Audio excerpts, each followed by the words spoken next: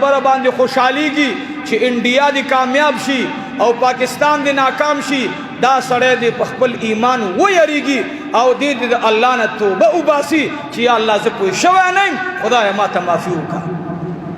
او موږ تاسو ته ګوره دا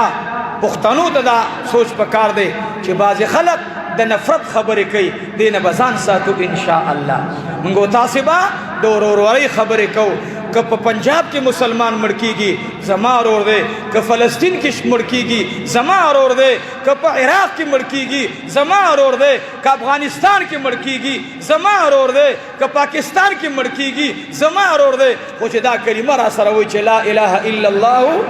محمد رسول الله نو زمونږ استاسې قوت به یو وي او دعاګانې غواړئ. ټول ملګرو ته زما دا درخواست دی چې دعاګانې غواړئ او ډېرې غواړئ. ټول ته زما دا درخواست دی او ما ته څه ملګرو موبایل کړو وی مولوي صاحب په یووالي ډېره خبره وکړه. نن امت ته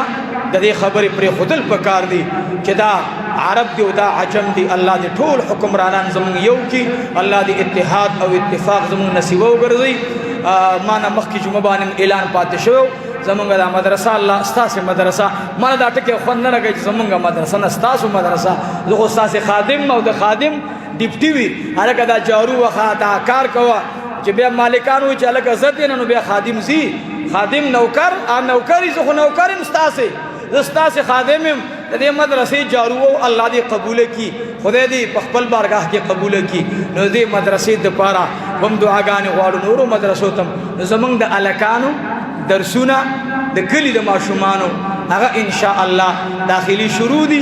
او هغې دپاره مونږ یو ترتیب برابر کړی زمونږ یو قاري صاحب